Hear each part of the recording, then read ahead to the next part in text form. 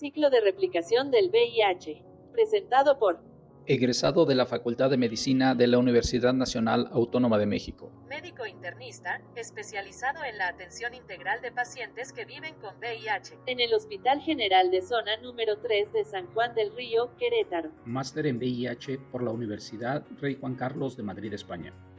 Maestría en Educación, en la Universidad La Salle.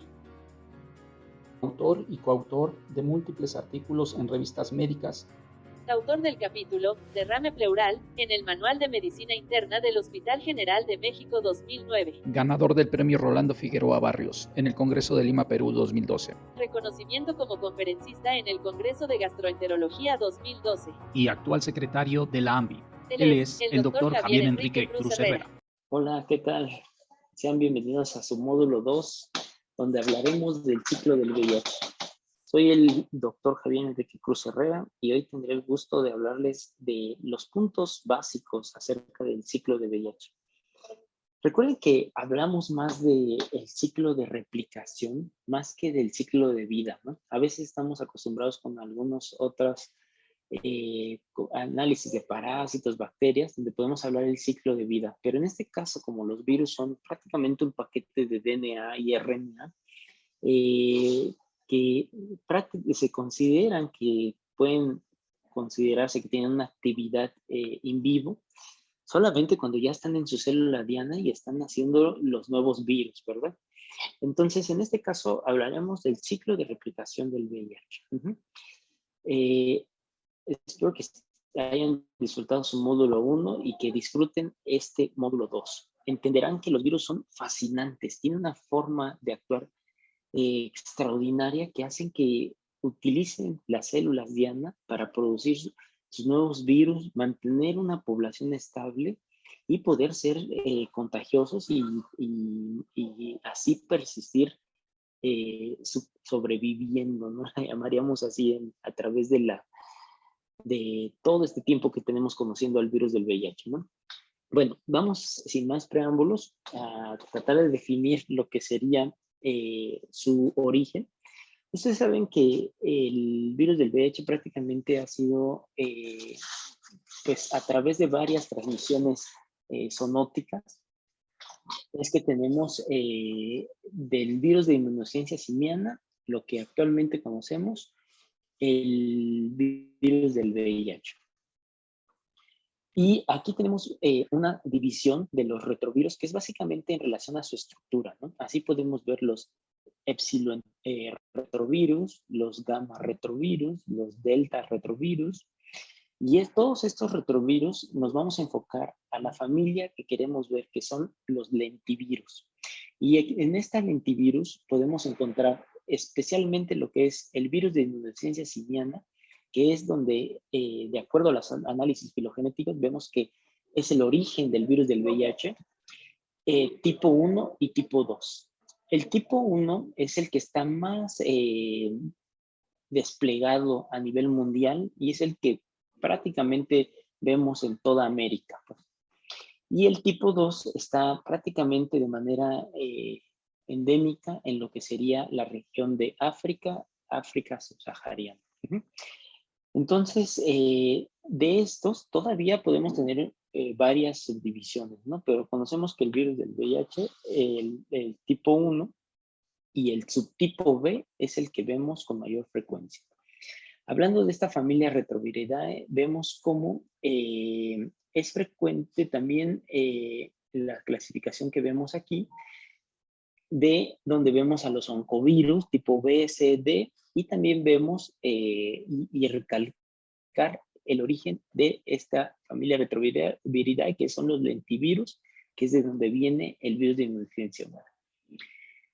Muy bien, y tratando de conocer mejor al virus del VIH, tenemos ya un montón de información. Ustedes ya han ido estudiando en el módulo 1 la línea del tiempo sobre cuánto tiempo tomó el poder tener estos datos, ¿no? Poder tener esta, si le queremos llamar, este mapa o esta cartografía de lo que es el virus, ¿no? Aquí podemos ver una figura donde podemos ver de forma esquematizada el virus de manera ya lo que sería como bidimensional o tridimensional. Y pues bueno, lo que sería su genoma. Es muy importante entenderlo porque, miren, el genoma del VIH se caracteriza por tener estas dos terminaciones LTR, que son las cadenas terminales, ¿no? Que empiezan con el 5' y que terminan con el 3'. Conforme vamos a ir avanzando en esta sesión, vamos a entender un poquito más. Y aquí vemos los principales genes que codifican las proteínas del virus del VIH.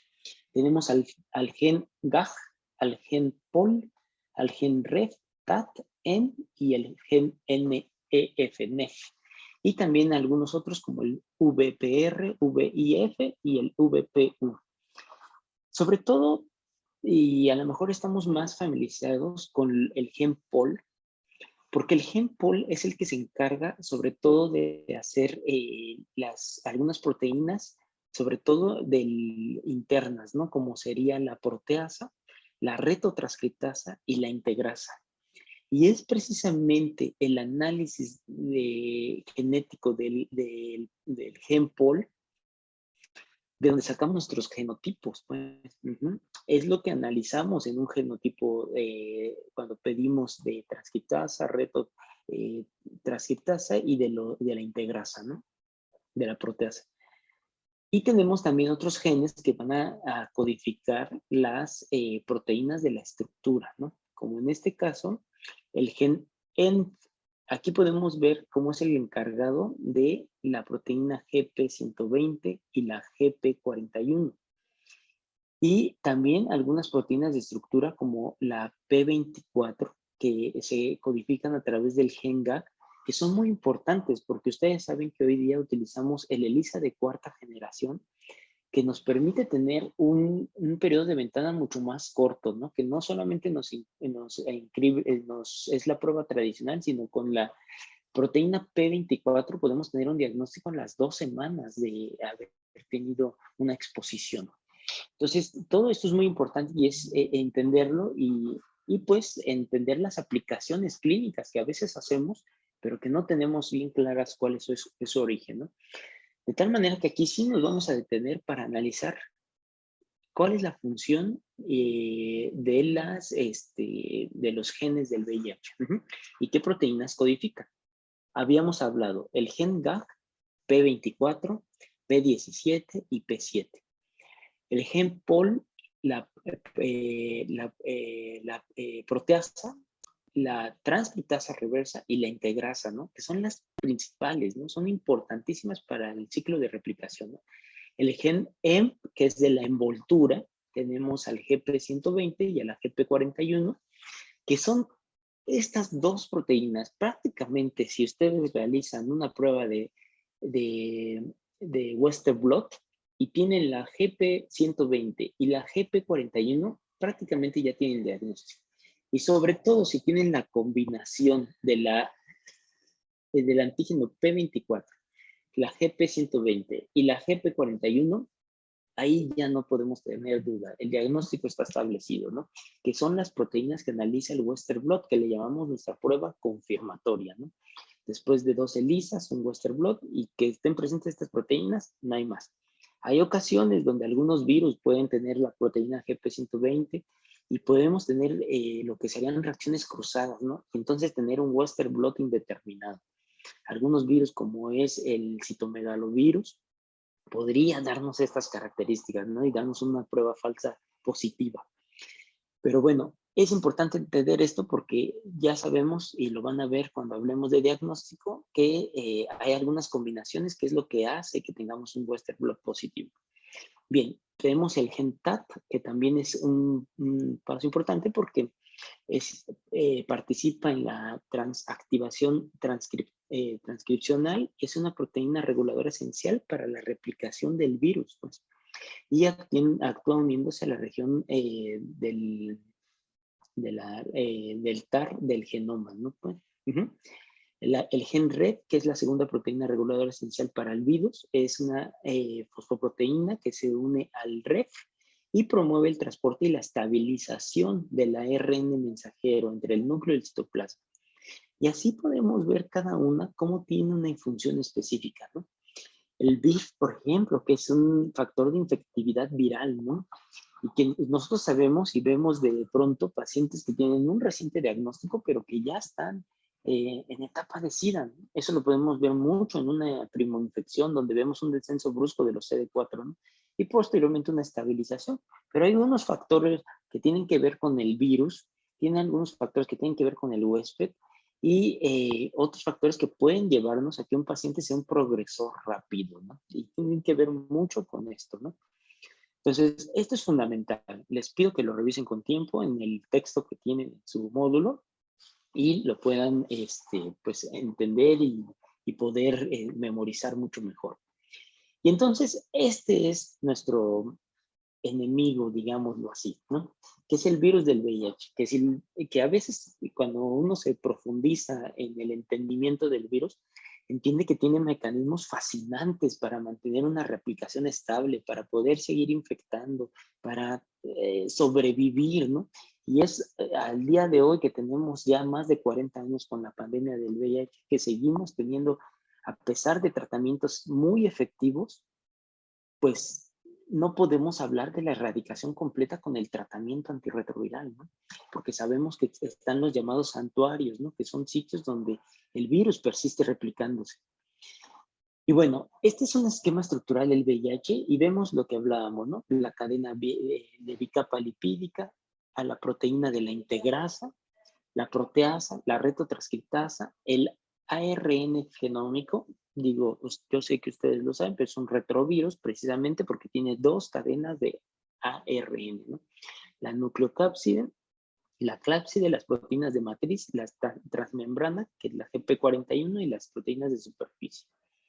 Y todo esto lo vamos a ver esquematizado para tener las siguientes fases, que son las que, de las que vamos a hablar más adelante, que es el enlace, la fusión, la transcripción reversa, la integración, la multiplicación, el ensamblaje y la gemación.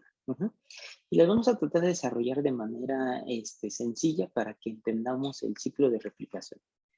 De tal manera que aquí podemos ver cómo tenemos un esquema completo del ciclo de replicación. Y aquí están las pasos, que serían estos 12 pasos en el caso de este esquema, 13 pasos, que sería ya prácticamente hasta la maduración. Los vamos a ir explicando y con esto vamos entendiendo mucho más. Pero fíjense, este esquema es muy bonito, tomado de un artículo del Nature, donde vemos no solamente también las fases del ciclo, sino que también vemos las proteínas que están encargadas, ¿no? Como las proteínas de envoltura al momento del acoplamiento, cuando llevamos a cabo la fusión, el correceptor que tiene que ver, y de ahí la liberación de los genes, de las cadenas de RNA al citoplasma del CD4, y de ahí hasta que vamos a ir analizando poco a poquito. Pero fíjense cómo hasta el final también vemos cómo cuando ya va a salir el nuevo virión y posteriormente va a madurar, los genes que participan, ¿no? Como es el GAF y el POL, que son los encargados de producir las proteínas del virus, ¿no? Entonces, bueno, vamos a ver aquí el enlace. Esta parte es fascinante, ¿no? Una vez que tenemos la infección, el virus va a estar circulando a nivel sanguíneo hasta que llegue a su célula blanco, que va a ser el linfocito CD4. Sabemos que a nivel de la mucosa genital, los primeros que captan esto pueden ser las células de Langerhans, posteriormente diseminarse a los ganglios linfáticos y rápidamente, en menos de 72 horas, tener ya una infección por el virus del VIH bien establecida, ya con millones de copias en el cuerpo. Es por eso también que ustedes entenderán que el tiempo crítico que tenemos para cuando hablamos de una profilaxis post-exposición deben ser las primeras 24 horas y nunca más de las 48. Entonces vemos cómo el virus, lo primero que va a hacer, va a unirse a lo que es el linfocito CD4 y para esto va a utilizar algunas proteínas como son la GP120 y que van a hacer un movimiento de bisagra, ¿no? Una vez que se extienden, vamos a ver cómo se van acoplando a los receptores y recordemos que el linfocito CD4 va a expresar principalmente dos tipos de receptores, lo que es el CCR5 y el CXCR4, ¿no? Cuando hablamos de una primoinfección, el tropismo que habitualmente tiene el linfocito CD4 o el principal correceptor que utiliza el virus para causar una primoinfección es el virus, es el correceptor CCR5. Es muy importante. Les estoy dando algunas claves ahí que deben de recordar. Porque es el correceptor que le va a permitir tener una mayor infectividad a la mayor cantidad de CD4. Posteriormente, cuando ya estamos hablando de un paciente que tiene VIH por más de 10 años, el correceptor que va a participar más para mantener una población estable de virus va a ser el correceptor CX4, CXR4. Entonces, aquí podemos ver en esta figura como las opciones, pues es el correceptor CCR5 o el correceptor CXR4, ¿no? Ok, y aquí vemos cómo las proteínas van a irse anclando hacia el CD4 y hasta que hagamos un movimiento de bisagra y podamos hacer el anclaje completo para poder llevar a cabo la fusión, que ya es el paso que estamos viendo aquí. Y aquí lo vamos a ver, ya lo vemos completo, ¿no? Entonces, viene el virus del VIH, extiende lo que es la GP41 y posteriormente la GP120 y hasta que hagan el anclaje completo es que van a poder juntarse el citoplasma del virus con el citoplasma de la célula. Al ser, al poder conjuntarse, entonces ahí es donde va a vertir el virus su RNA, ¿no? Recuerden que hay algunos pacientes que tienen resistencia natural a la infección por VIH. ¿No? Son esos pacientes que tienen la mutación Delta 32. ¿No?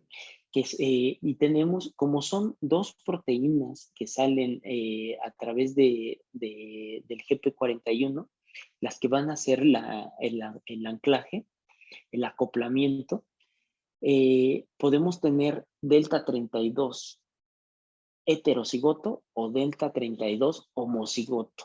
Y es el paciente que tiene la mutación delta 32 homocigoto, que es el que tiene las dos mutaciones, el que tiene una resistencia natural al virus del VIH, que es el tipo de trasplante de médula ósea que le hicieron al paciente Timothy Brown, que es el único, bueno, es el paciente documentado, el primer paciente documentado con curación, que recibió un trasplante de médula ósea de un donador delta 32, ¿no?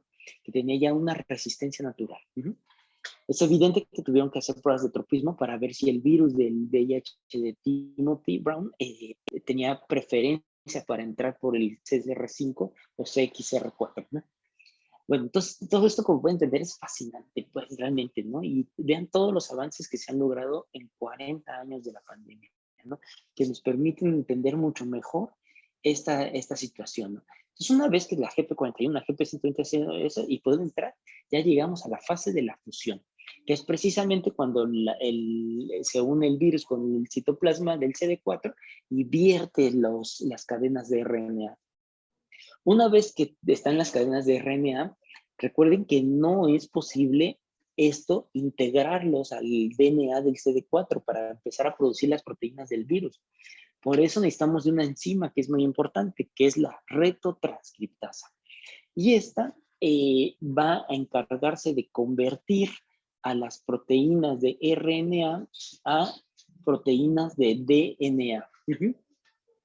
Y una vez que tenemos realizada la transcripción inversa, que cabe mencionar que esta transcriptasa reversa tiene una tasa de error muy alta y que es, entre otros factores, uno de los principales de por qué no podemos desarrollar una vacuna en los pacientes con VIH, porque cada vez que está replicando las cadenas puede estar cometiendo errores. Consciente e inconscientemente, porque también recuerden que cuando nosotros estamos bajo presión farmacológica inadecuada, el virus también empieza a hacer cambios en su estructura, especialmente en este caso en la transcriptasa reversa, que pueden ocasionar que generen una resistencia al tratamiento antirretroviral. Por eso es que hablamos de una mutación, ¿no? Es un virus mutado, porque es un virus que tuvo cambios en su estructura genética para que tener una protección contra el tratamiento antirretroviral, ¿no? Entonces, para no salirnos de la litis, ¿verdad? Tenemos el ARNA, la retrotranscriptasa lo convierte en DNA, y ahora sí es momento de integrarlo al DNA del linfocito CD4. ¿Y quién es la enzima encargada de esto? Pues nada más y nada menos que la integrasa. ¿Qué es esta integrasa que va a transportar esto hasta el virus del DNA y hacer la integración, ¿no? Que sería prácticamente esta fase 4, ¿no? Una vez que se integra el genoma del virus del VIH al genoma del linfocito CD4, ahora sí, tenemos una infección crónica y empezamos la producción de nuevos virus. La producción del virus del VIH puede ir desde 1000 copias a 1.000.000 de copias por día. Es por eso que realmente podemos ver cómo algunos pacientes tienen una progresión muy rápida de la enfermedad. Y si constantemente se pueden estar reinfectando, pues eso también puede favorecer que la carga de virus sea tan alta y que la progresión de la enfermedad también sea mayor. Entonces empiezan a producirse las cadenas de DNA y posteriormente, una vez que la integrasa va a empezar a producir el resto de las proteínas que van a formar la estructura y la envoltura del virus, del nuevo virus del VIH, que hasta este momento estaríamos hablando de un virión. Un virión es el virus que todavía no es infectivo. Y es hasta que madura que vamos a hablar de un virus ya infectivo. Una vez que empiezan a producirse todas estas proteínas, pues hay una enzima que va a participar en estarlas, digamos, partiendo y ensamblarlas de manera correcta, ¿no? Que es la proteasa. Y esta proteasa es la que va a hacer el paso final, digamos, de la composición estructural del virus. Y tenemos también hay que recordar que no es hasta que se lleva a cabo ya la salida del virus en esta fase de la multiplicación, donde podemos ver que ya se hace todo el ensamblaje también y la gemación, que es la salida del nuevo virus, donde vamos a tener esta parte que es crucial. Aquí en el lado izquierdo de la pantalla podemos ver cómo tenemos un virus no infectivo a través de una micrografía electrónica. Y en el lado derecho ya vemos un virus infectivo que como ustedes pueden ver a través de esta imagen, esta figura, esta fotografía de micrografía electrónica, como sí se ve un cambio en la estructura, ¿no? Vean el núcleo, cómo ya se ve como esta forma triangular, que es donde tenemos las cadenas de RNA. Y paso crucial, la enzima que termina haciendo la maduración, y para hablar de un virus no infectivo e infectivo, es la proteasa viral. Acuérdense de eso también.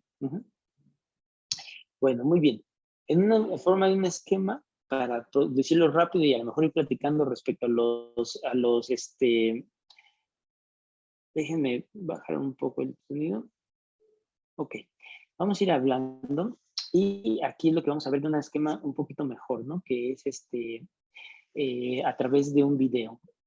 Aquí podemos ver lo que ya hemos estado platicando, que son las proteínas de la superficie, las dos cadenas de RNA, la proteasa, la integrasa y la retrotranscriptasa. Ahí vemos cómo el linfocito CD4, que es nuestros vigilantes de nuestro sistema inmunológico, una vez que se exponen al correceptor CCR5 y a través de la proteína GP41, GP120, hacen el acoplamiento y la fusión. Después de la fusión vierten las cadenas de RNA y una vez que tenemos el RNA hay que convertirlo en DNA, que es la función de la retrotranscriptasa.